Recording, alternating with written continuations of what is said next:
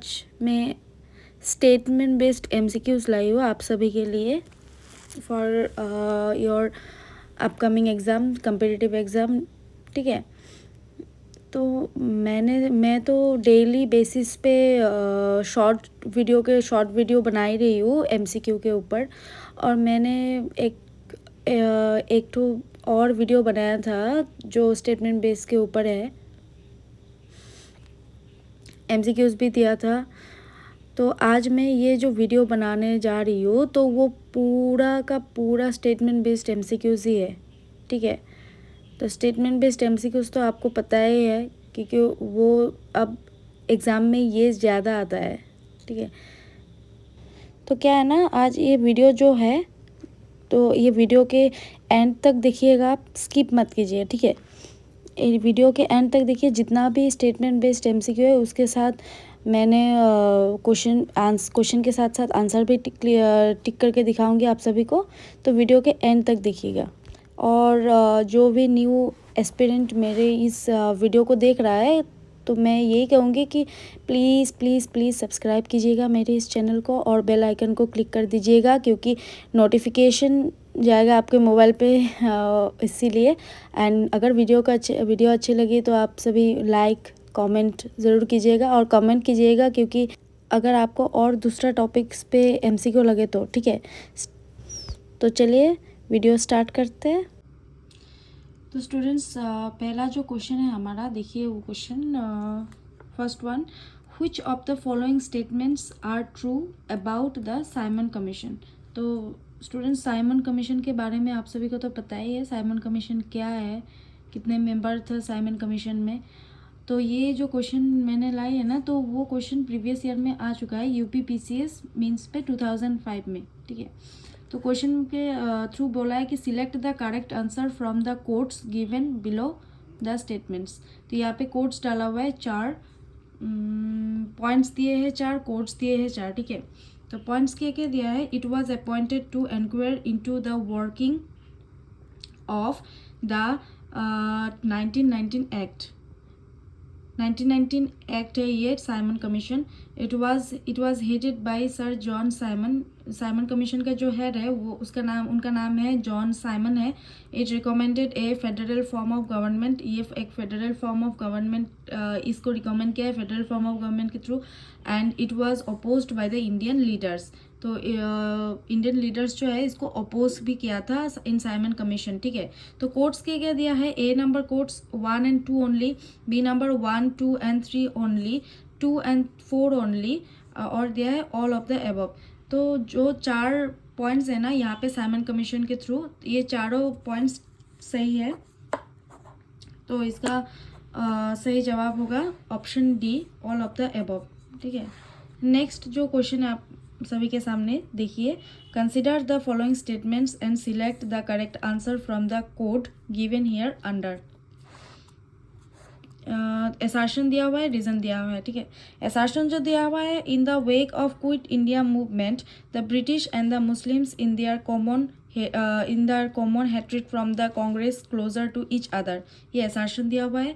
और रीजन क्या दिया है, Jinnah acted as a staunchly of the British government and told Muslims to keep away from the Congress movement of 1942। तो इस question के थ्रू 4 कोट्स इंक्लूड किया हुआ है। तो कोट्स क्या क्या है, ए नंबर कोट्स देखिए, कोट देखिए, both A and R true and R is the correct explanation of A. That means both assertion and reasons are true, but that means reason is the correct explanation of assertion। ये एक point हो गया। Next जो code है, both A and R true but R is not a correct explanation of A. A is true but R is false, A is false but R is true. तो इसका सही जवाब है A number option होगा, both A and R true. Assertion और reason दोनों ही सही है। एंड रीजन क्या है, reason is the correct explanation, reason correct explanation है अबाउट एसर्शन के ऊपर। ठीक है, नेक्स्ट जो क्वेश्चन है देखिए, कंसिडर द फॉलोइंग स्टेटमेंट। ये यूपीएससी 2010 का क्वेश्चन है। The Supreme Court of India tenders advice to the President of India on matters of law और fact on its own initiative on any matter और larger public interest. if he seeks on advice only if the matter is relates to the fundamental rights of the citizens. So which of the statements given above is or are correct? चार statement दिया हुआ है, तो चार statement में कौन सा statement correct होगा? 1 ओनली, 3 ओनली, 2 ओनली, 1 एंड 2. तो इसका सही जवाब है 2 ओनली. 2 में क्या दिया है? If he seeks on advice. Question क्या दिया हुआ है? The Supreme Court of India tenders advice to the President, advice to the President of India, ठीक है, ऑन मैटर्स ऑफ लॉ और फैक्ट. नेक्स्ट जो क्वेश्चन है देखिए, एमसीक्यू है. The constitution 98th amendment act is related to. ये UPSC 2005 में आने वाला क्वेश्चन है, प्रीवियस ईयर का. सो empowering the center of levy and appropriate service tax, the constitution of the National Judicial Commission, readjustment of electoral constituencies of the basis of the population census in 2001, the demarcation of new boundaries between states. तो इसका सही जवाब है the constitution of the National Judicial Commission. The constitution 98th amendment act is related to. 98th amendment का जो constitution है 98th amendment का, तो 4 पॉइंट में से कौन से पॉइंट्स के साथ ये रिलेट है? तो बी नंबर ऑप्शन सही होगा, the constitution of the National Judicial commission. Next MCQ देखिए, Which of the following is true for Indian judicial system? ये WBPSC प्री का क्वेश्चन है 2017. It is controlled by the parliament. ये parliament के through control किया गया है. By the parliament. The Supreme Court of India is controlled by the parliament and the high courts are controlled by the state legislature. Supreme Court, India का जो supreme court है तो वो control किया गया है पार्लियामेंट के थ्रू, एंड हाई कोर्ट्स जो है वो control by the state legislature high courts को कंट्रोल किया है.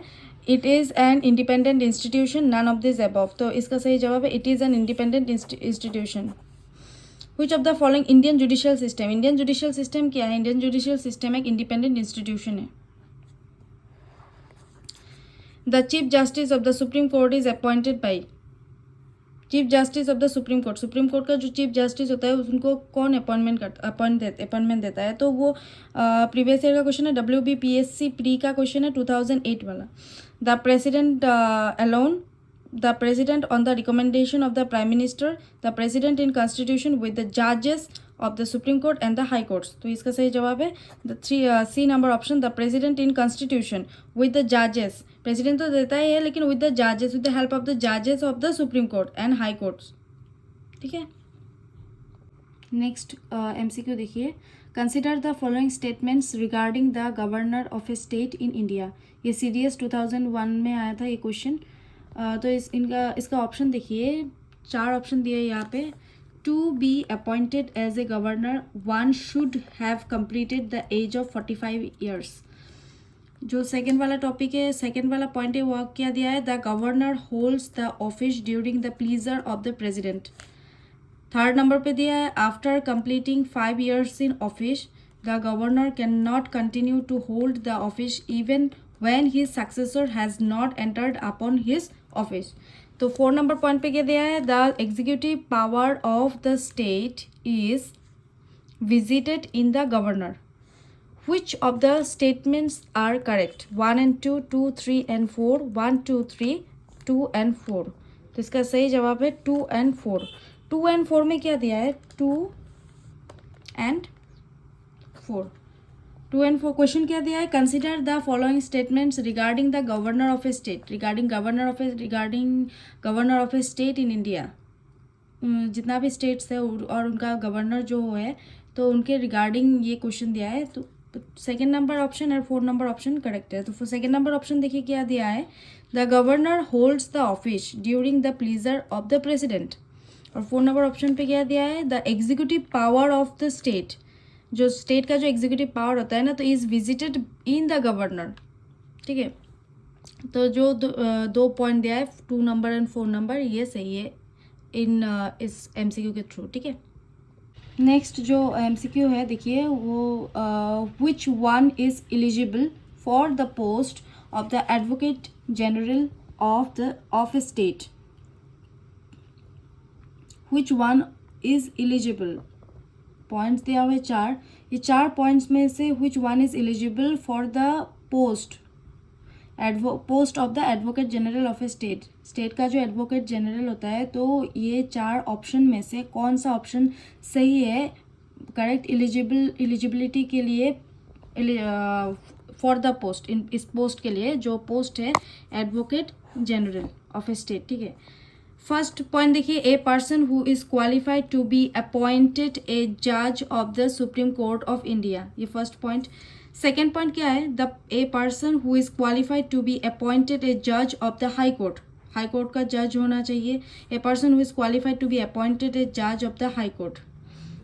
सेकेंड पॉइंट है, a person who is qualified to be appointed a जज of the Supreme Court of India.